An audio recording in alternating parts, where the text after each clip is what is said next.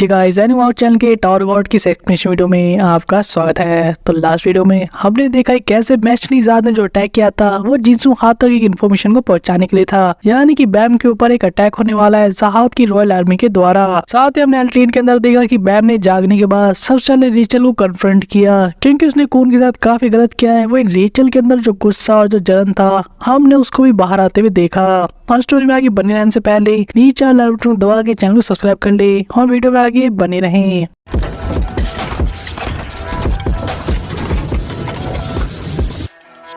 हम देखते बैम को जो कि अब थ्रोन की पावर्स को यूज करते कह रहा था कि टाइम आ चुका है इसको एंड करने का। रेचल वही रेचल अपनी लाइट हाउस का यूज करके उसे कह रही थी कि वहीं रुक जाओ। वहीं पे बैम भी अपना अटैक करने ही वाला था जब वो नोटिस करता है कि उसके अटैक को किसी चीज ने न्यूट्रलाइज कर दिया है, जहाँ पे वो देख कर समझ जाता है कि उसके डेफिनेटली यानी रेचल के पास कुछ पक्का है, कोई ऐसा सीक्रेट वेपन जिसे वो देख तो नहीं पा रहा लेकिन वो सेंस कर पा रहा है। और वो कुछ और नहीं बल्कि स्टिंग रे था, यानी कि मॉन्स्टर जो कि गुस्सा ने दिया था। वहीं बैम को उसकी ब्लू शील्ड को यानी फ्लाइंग शिंशु को यूज करते देखते हैं। जब ये मॉन्स्टर अब बैम के ऊपर सीधे अटैक कर रहा है तो इस केस से बैम भी अपने शिंशु ब्लैक होल स्फीयर को निकाल लेता है, जहाँ उससे एक ऑर्ब को क्रिएट करता है और उससे अटैक करना चालू कर देता है इस मॉन्स्टर के ऊपर। जब फाइनली इस अटैक के बाद वो मॉन्स्टर वहाँ से गायब हो जाता है जिसे बैम ने सेंस कर लिया था। वहीं पे हम देखते हैं एंडोर्सी को भी, जिसने जो नई स्किल सीखी थी कून ईडान के डाटा से, उसका यूज करते हुए हाकिन के ऊपर यानी कि वाइट के ऊपर अटैक करते हुए। वो भी थोड़ी सी प्रॉब्लम फेस कर रहा था एंडोर्सी को इस समय सामना करने में, क्योंकि जो शेप थी और जो शिंशु एंडोर्सी यूज कर रही थी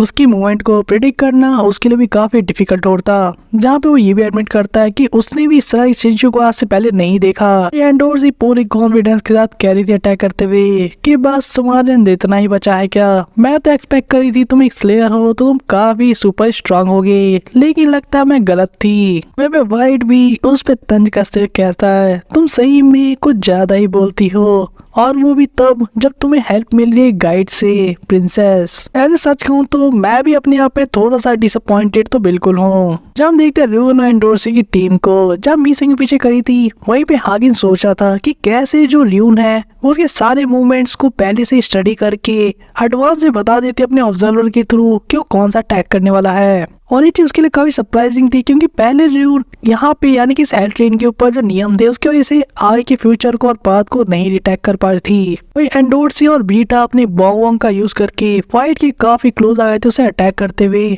जहाँ पे हाकिन अब नोटिस करता है कि एंडोर्सी के साथ एक और है, जहाँ पे कोई और नहीं बल्कि बीटा था। वो क्या अटैक करते हुए कह रहा था तुम्हारी हिम्मत कैसे हुई एक लिविंग इग्निशन वेपन को ऐसे यूज करने की, जहाँ पे वाइट को वो पंच काफी तगड़ा तो पड़ता है। वहीं दूसरा बैम और रेचल की फाइट अभी कंटिन्यू करी थी, जहाँ पे बैम ने ऑलमोस्ट रेचल को हरा दिया था क्योंकि वो मॉन्स्टर जो उसको अभी तक बचा रखा था वो वहाँ से जा चुका है। वहीं पे हम देखते हैं बैम को काफी क्लोज में आते हुए और रेचल से एक क्वेश्चन पूछता है क्या यही सब वो चीजें थी जिसके लिए तुम टावर में आई थी रेचल? मैंने तुम्हें उस समय भी कहा था कि तुम्हें वहीं रुक जाना चाहिए मेरे साथ। मैंने सबसे ज्यादा हैप्पीएस्ट तब फील किया था जब हम दोनों साथ में थे, और उसके बावजूद जब यहाँ पर तुम सब कुछ छोड़ कर आई तो तुम क्या कर रही हो? लोगों को ट्रिक कर रही हो, उन्हें हर्ट कर रही हो सिर्फ टावर पे चढ़ने के लिए। आगे तुमने कून को मारने की कोशिश की क्योंकि उसका कुछ लेना देना नहीं था तुम्हारे टावर चढ़ने से।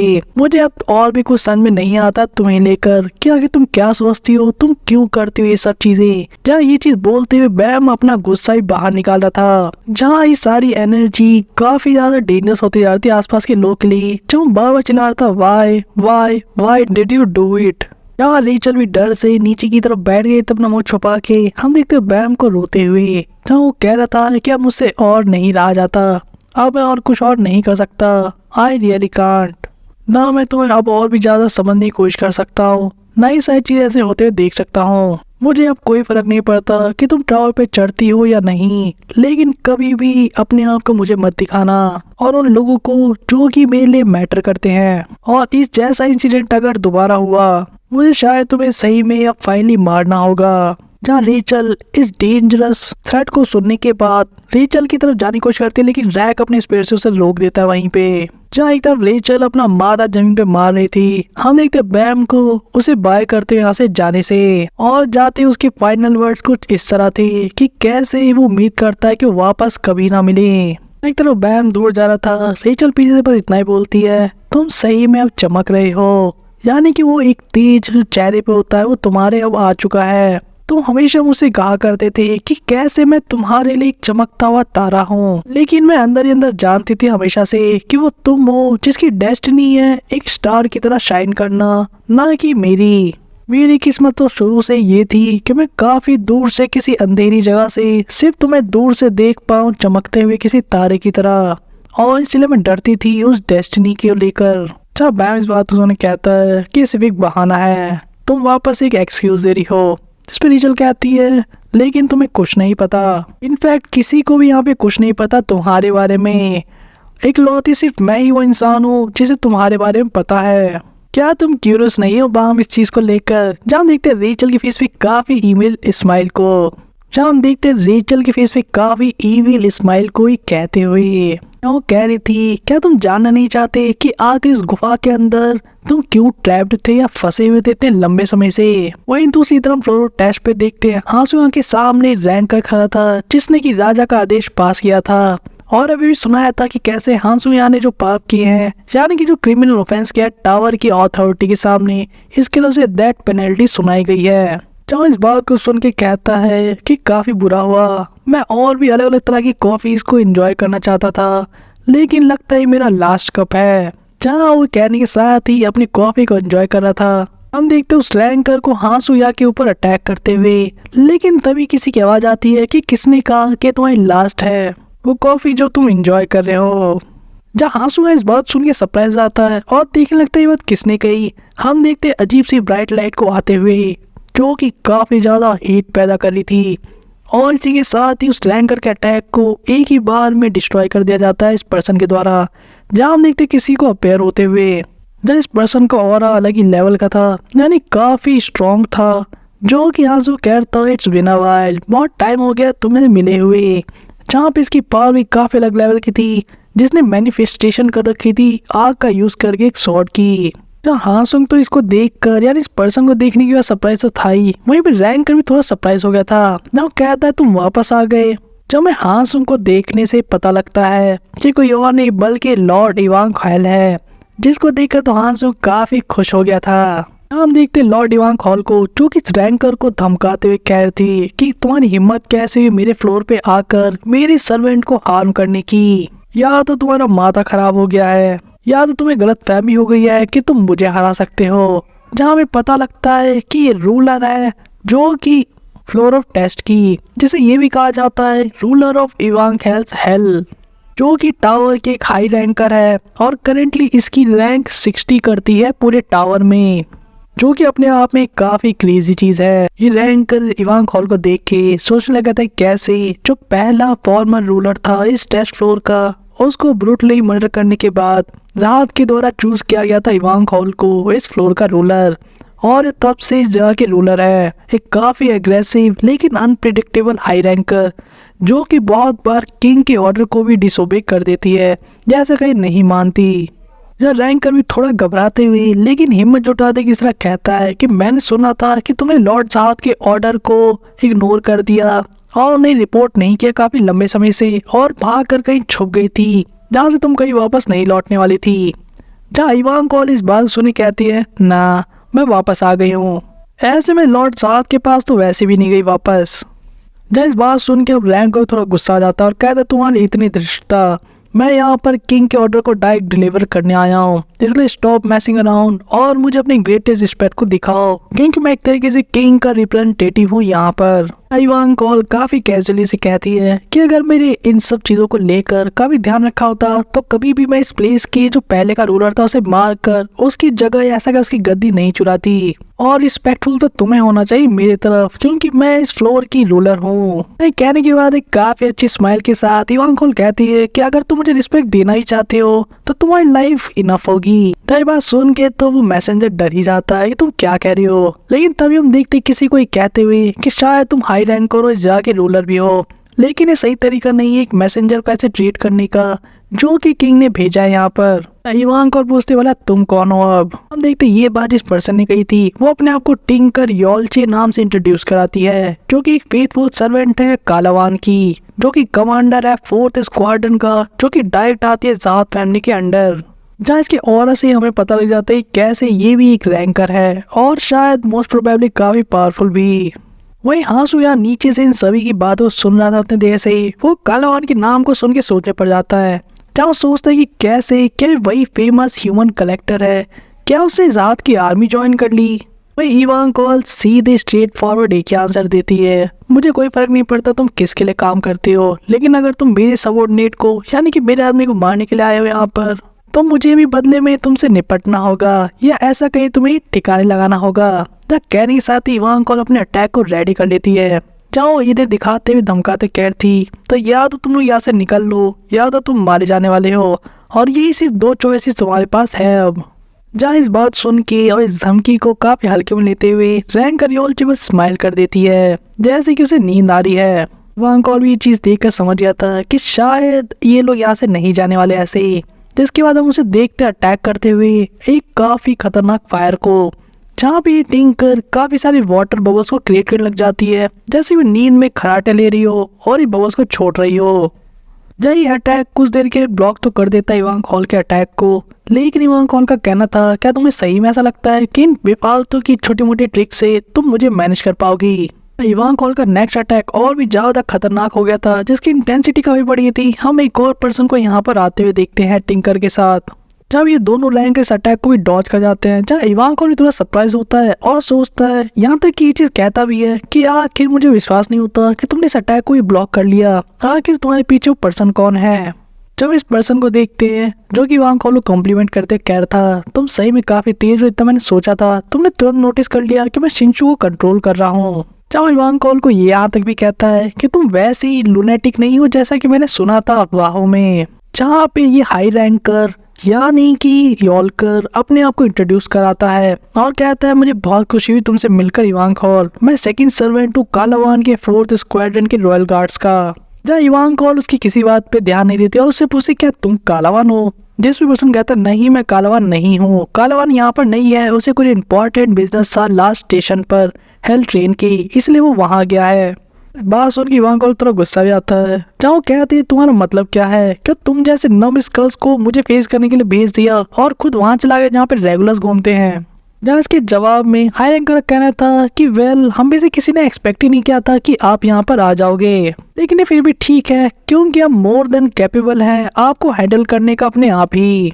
हासू यहाँ इन सारी बातों सुन रहा था और वो ऑब्जर्व करता लास्ट स्टेशन के नाम को। वहीं पे इवान कॉल का थोड़ा सा इरिटेशन हो रहा था क्योंकि ये लोग अपनी औकात से बढ़ के जो बात कर रहे थे, जहाँ वो पहले से ज्यादा फेस हो जाते और कहती है तुम्हें पता है मैं कौन हूँ और फिर भी तुम्हारी हिम्मत कैसे हुई बात कहने की।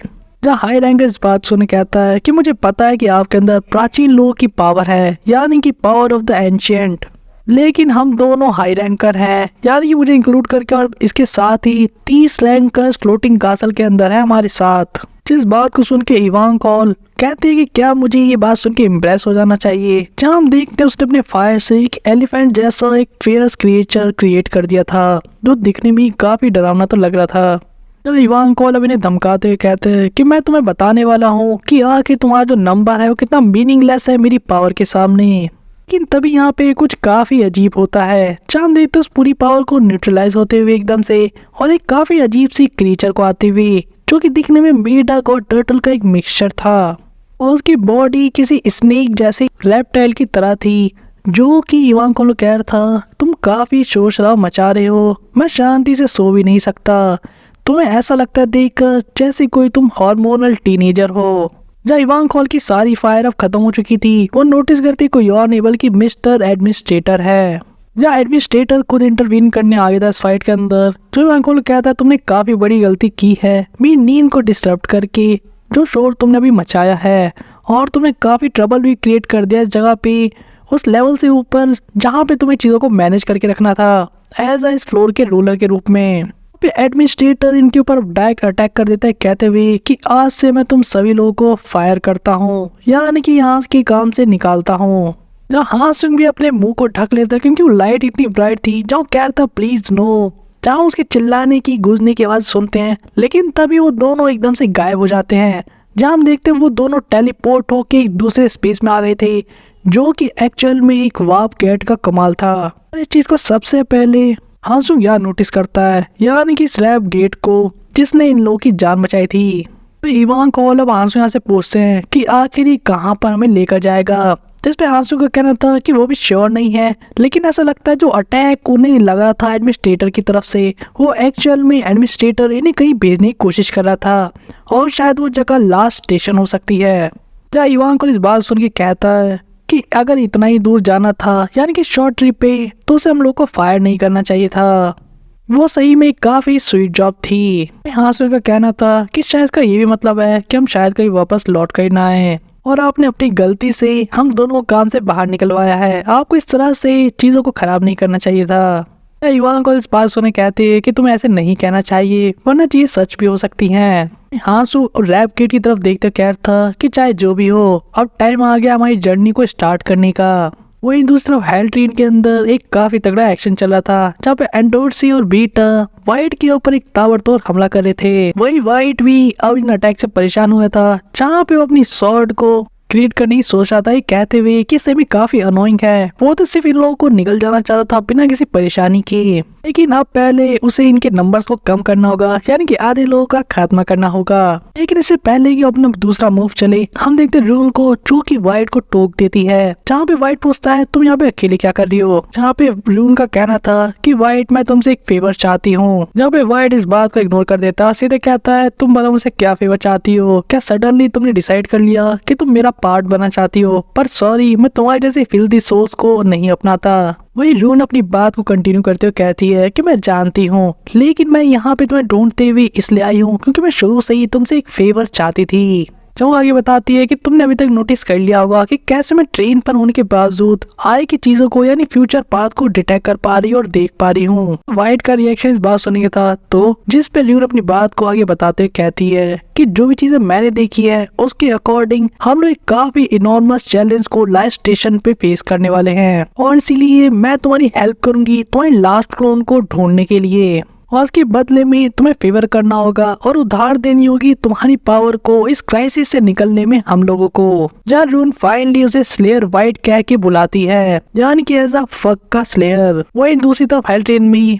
बैम और रेचल की बात कंटिन्यू चल रही थी, जहाँ बैम कहता है तुमने क्या कहा भी रेचल, जहाँ रेचल अपनी बात को रिपीट करते कह रही थी मैंने कहा क्या तुम नहीं जानना चाहते हो रीजन कि आखिर तुम उस गुफा के अंदर क्यों बंद किए गए थे। जब बैम इस बात सुन के क्यूरियस तो हो गया था, जहाँ कहता है हाउ, आखिर कैसे तुम मुझे ये चीज बता सकती हो क्योंकि तुमने तो मुझे कहा था तुम्हें कुछ नहीं पता। जहाँ रेचल कहते हैं कि मैं झूठ बोल रही थी क्योंकि मैं तुम्हें सच्चाई से अवगत नहीं कराना चाहती थी या ऐसा कहीं तुम्हें बताना नहीं चाहती थी। जब मैम इन बातों का भी ध्यान सुन रहा था, वही रेचल का कहना था कि तुम्हें क्या लगता है तुमने इसलिए जन्म दिया है ताकि तुम जहाद को डिफीट कर सको और तुम एक हीरो बन जाओ जो कि इस टावर को चेंज करेगा। लेकिन तुम्हारा सोचना गलत है मैम, तुम्हारा जन्म इसलिए नहीं हुआ ताकि तुम इस पूरे टावर को बचा सको। रियलिटी में तुम एक मॉन्स्टर हो, तुम्हारा जन्म सिर्फ एक कारण से हुआ है ताकि तुम इस टावर के ऊपर एक कर्स की तरह बन सको, यानी कि एक श्राप की तरह, और तुम डिवाउर कर जाओ सब कुछ, यानी सब कुछ निगल के नष्ट कर दोगे जो भी इस टावर के अंदर एग्जिस्ट करता है।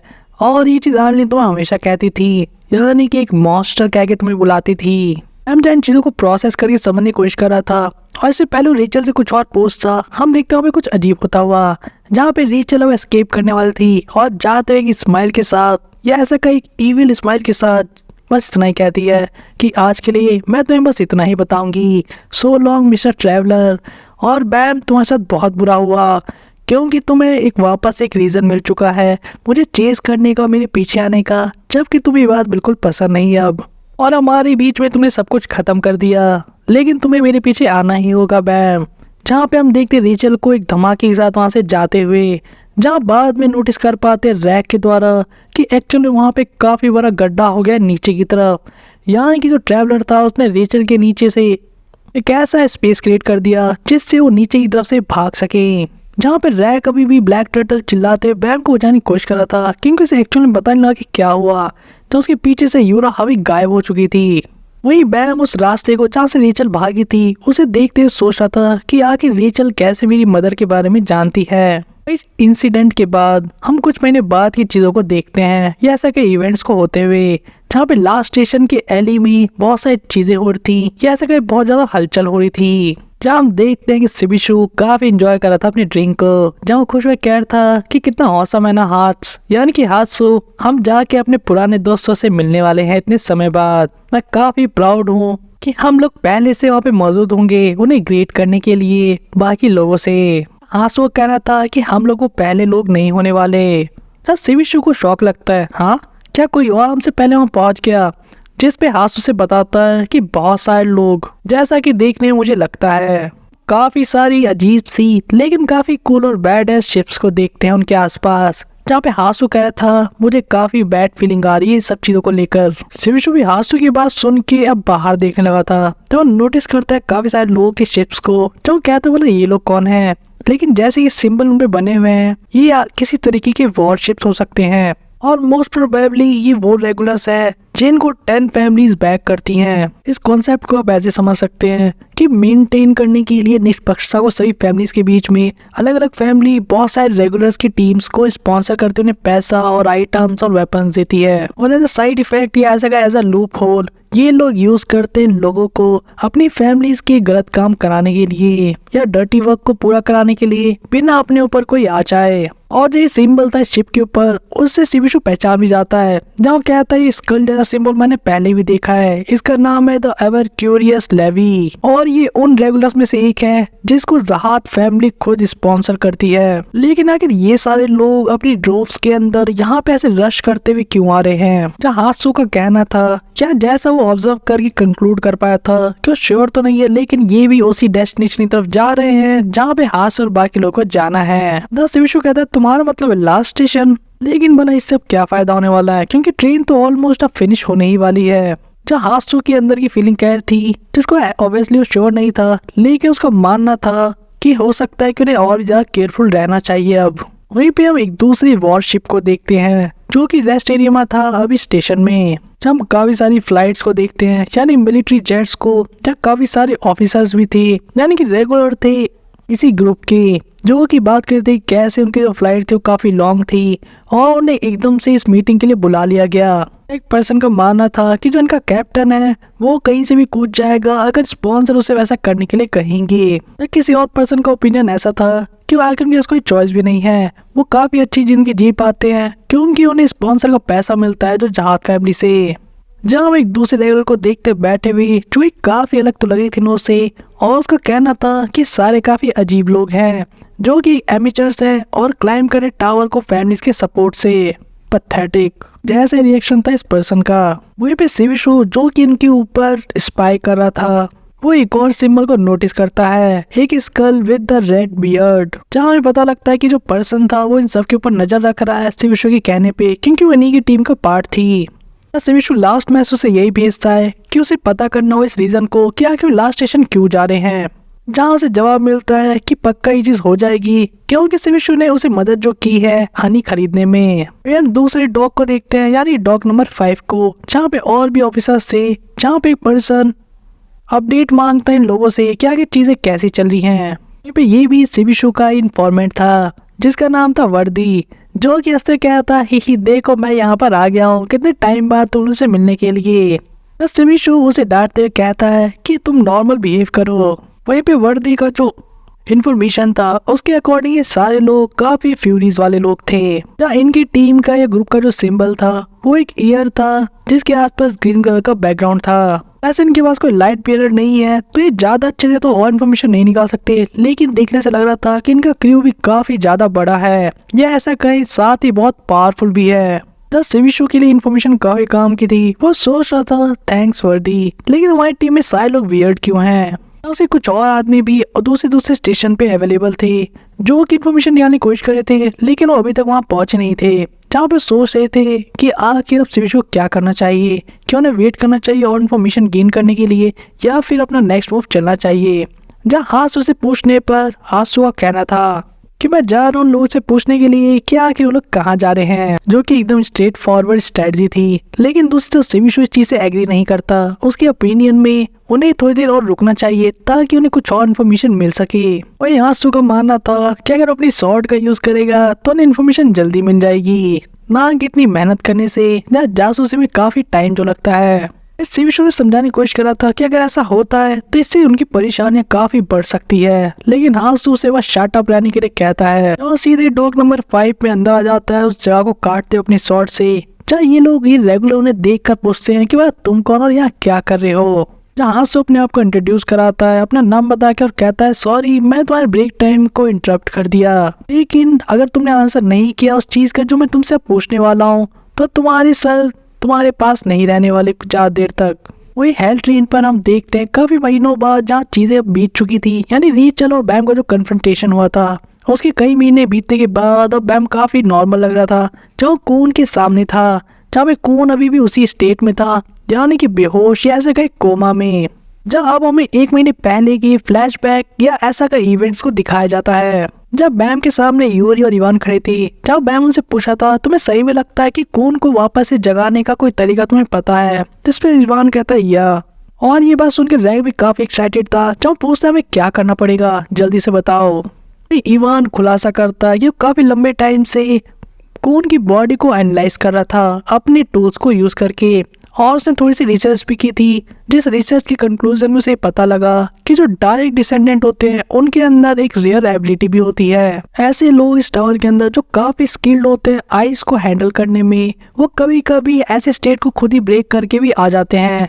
लेकिन ये जो एबिलिटी कून ने यूज की है वो देखकर ऐसा लगता है कि वो सडन इमरजेंसी में आ गई थी, इसीलिए कून ऐसा नहीं कर पाएगा। लेकिन इसके साथ ही इवान एक और इंटरेस्टिंग चीज उन्हें बताता है, यानी कि एंशिएंट क्रोनिकल्स के अंदर, यानी कि ऐसी किताबें जो कि प्राचीन लोगों के बारे में लिखी गई थी, उसमें उसे एक ऐसा केस मिला जिसमें कोई इसी स्टेट में जाने के बाद वापस से जा गया काफी टाइम के बाद, जब उसे वार्म अप किया गया उस फ्लेम से जो कि योन फैमिली से आता है। जब योन फैमिली का नाम सुन के रैग पूछता है क्या तुम उस फ्लेम थ्रोअर टर्टल की बात कर रही हो।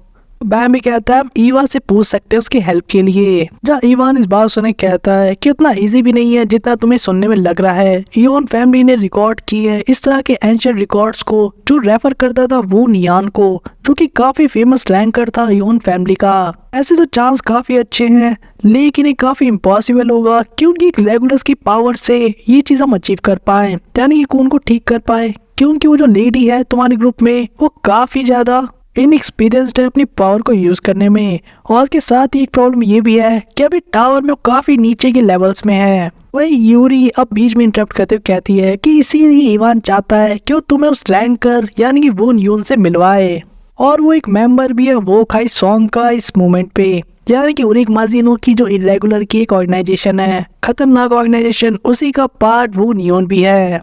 पक्का फेवर कर देगा अगर यूरी उससे पूछेगी। जब बैम इस बात को सुन के काफी खुश हो गया था। वही यूरी कहती है ऑफ कोर्स तुम्हें ऐसे अगर खुद उससे मिलोगे तो ज्यादा अच्छा रहेगा इस सिचुएशन में। मैं तुम्हारे लिए एक मीटिंग को अरेंज करवा दूंगी तुम्हारे बीच में और यून के साथ।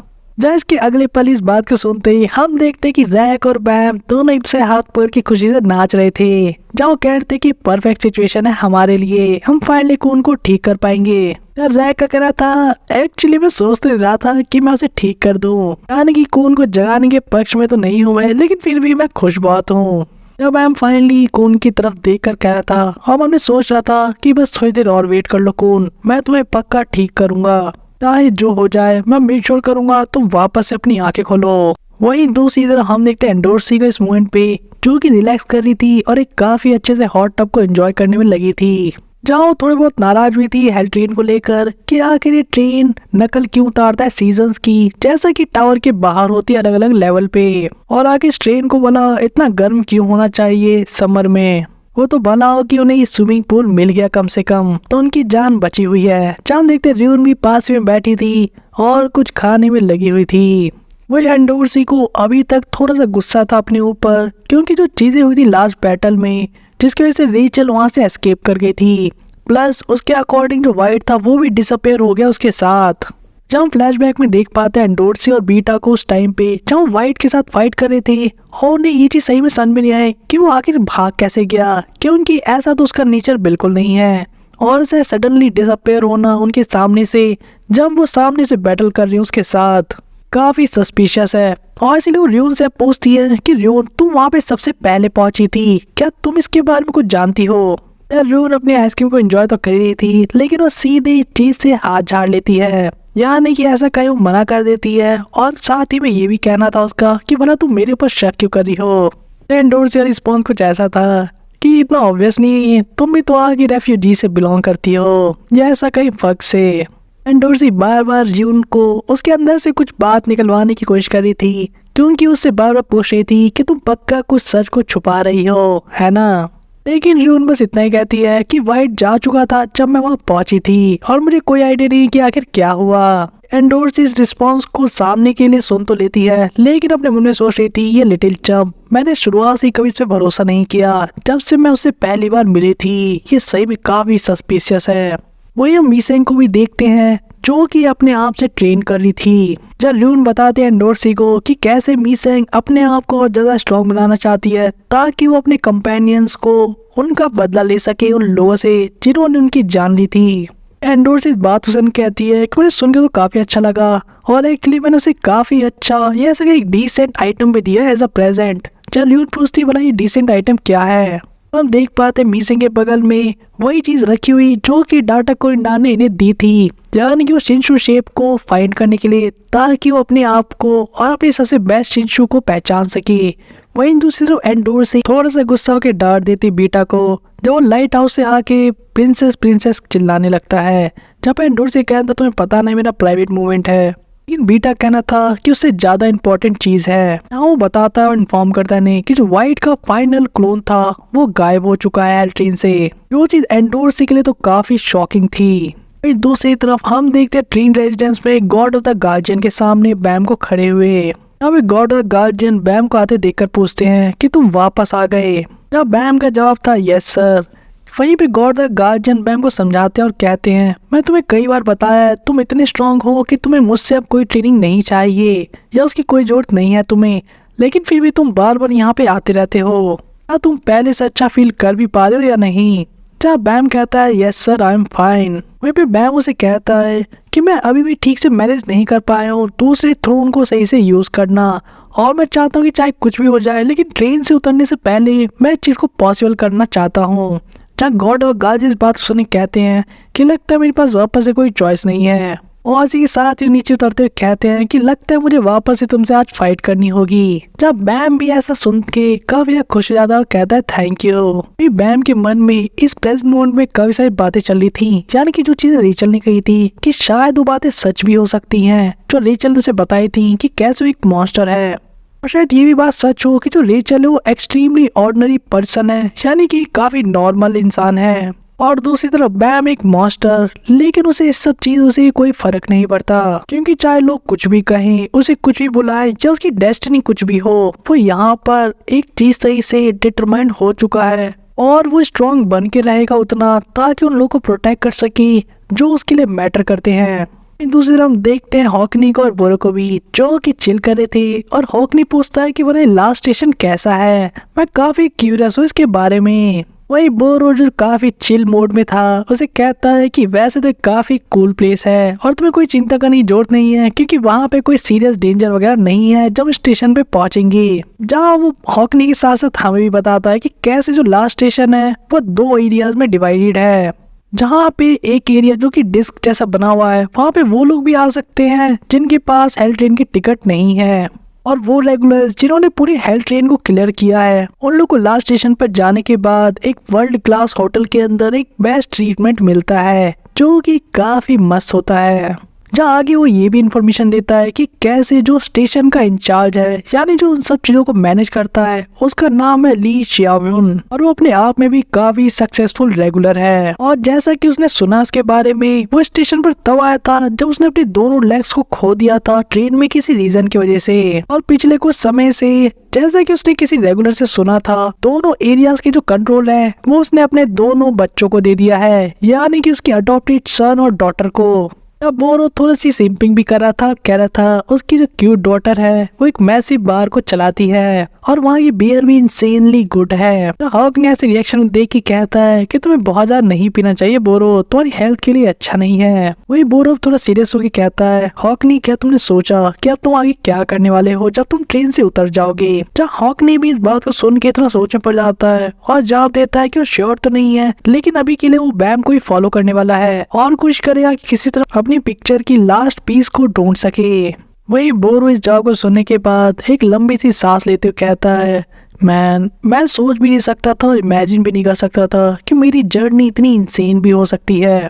जब वो चाहता था इस पल में कि जितने भी लोग हेल ट्रेन में हैं वो सभी लोग सेफली एंड तक पहुंच जाएं, यानी कि लास्ट स्टेशन पर। वही दूसरी तरफ हात्सु से अभी सभी रेगुलर फाइट करने वाले थे, जहाँ पे उस पर अटैक करते चिल्लाते लुनेटिक मार जाओ, लेकिन हात्सु भी किसी कम नहीं है। हम देखते हैं उसकी स्पेक्ट्रल डांस के शॉर्ट मूव को, जो एक ही बार में सभी को खत्म करके रख देता है और सिर्फ एक को जानबूझ के छोड़ता है, जिसको अपनी सोर्ड की नोक पे क्वेश्चन पूछता है कि आगे तुम लोग लास्ट स्टेशन क्यों जा रहे हो। उसकी धमकी काफी साफ थी, या तो उसे आंसर करे या तो फिर अपने जान से हाथ धो दे। रेगुलर काफी ज्यादा डर चुका था और फाइनली वो सारी इन्फॉर्मेशन दे देता है कि कैसे उन्हें एक ऑर्डर मिला था उनके स्पॉन्सर से और उनका टास्क है कि जितने भी ट्रेन में टिकटर्स है, यानी कि जो भी हेल ट्रेन में ट्रेवल कर रहे हैं, उन सभी लोगों को खत्म कर देना है। अब इस रेगुलर के अकॉर्डिंग जो भी लोग हेल ट्रेन पे इस समय प्रेजेंट है उन्होंने पक्का कोई मेजर रूल ब्रोक किया होगा।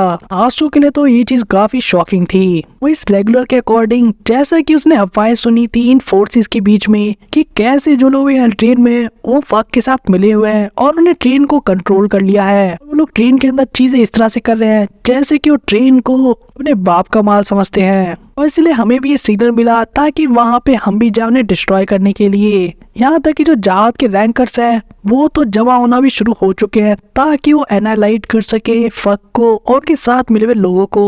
और जो इन्फॉर्मेशन हमें बाकी लोगों से मिली है उसके अकॉर्डिंग जितने भी लोग हेल ट्रेन में प्रेजेंट है वो सभी लोग मारे जाने वाले हैं बहुत ही जल्दी, जो चीज शॉकिंग थी शिविशु और हात्सु के लिए। वहीं पे हम टावर में कहीं एक स्पेस में एक हाई स्पीड वॉरशिप को देखते हैं जो कि जहाज की आर्मी को बिलोंग करती थी, जहाँ पे इसके पायलट को जबरदस्ती फोर्स करके उसके आईज को स्कैन कराया जाता है ताकि ऑप्टिकल रिकॉग्निशन हो सके और इस शिप की कंट्रोल मिल सके।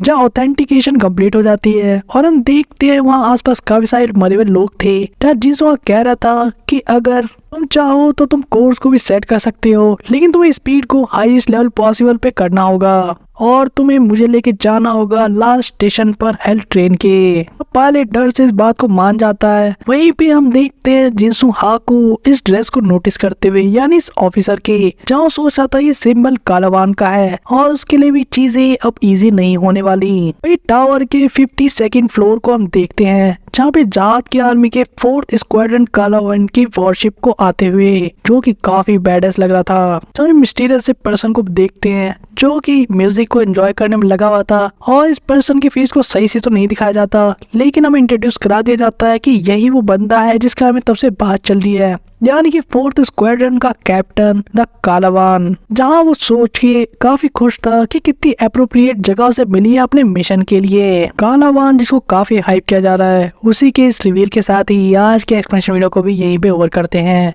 लेकिन अब चीजें क्रेजी से भी क्रेजी होते जा रही हैं और जो आने वाले टाइम में एक्शन होने वाला लास्ट स्टेशन पे वो तो सुपर से भी ऊपर होगा मोस्ट प्रोबेबली। लेकिन आखिर बैम उसके टीममेट्स क्या करेंगे, क्योंकि जब जहाद अब खुद अपनी मेन आर्मी को भेज रहा है काफी सारे हाई रैंकर्स को, तो आखिर बैम उसके टीममेट्स जो कि उतने पावरफुल नहीं है और सिर्फ रेगुलर है, मतलब क्या कर पाएंगे उनके सामने? क्या जिनसू बचा पाएगा अपने स्टूडेंट को या नहीं? वही आखिर एक कालावान जिसके लिए जिनसू हा ने भी ये कहा कि उसके लिए इजी नहीं होने वाला उसे रोकना, आखिर कितना पावरफुल है। वही दूसरी तरफ इवांगोल और हासुंग्या, उनका क्या चल रहा है और आखिर वहाँ के एडमिनिस्ट्रेटर ने उनको लास्ट स्टेशन पे क्यों भेजा? इन सभी चीजों के आंसर आपको मिलेंगे आने वाले वीडियोस में, लेकिन उसके लिए आपको चैनल को सब्सक्राइब करना होगा ताकि आपको नोटिफिकेशन मिलते रहे वीडियोस की। इसके साथ ही वीडियो अगर पसंद आ रही हो तो मेक श्योर कि वीडियो को आप लाइक करें और कमेंट्स में आप जरूर बताएं कि आपको वीडियो में क्या पसंद आया और साथ ही आप और कौन सी चीजें देखना चाहते हो हमारे चैनल पे। तो तब तक के लिए बाय गाइस।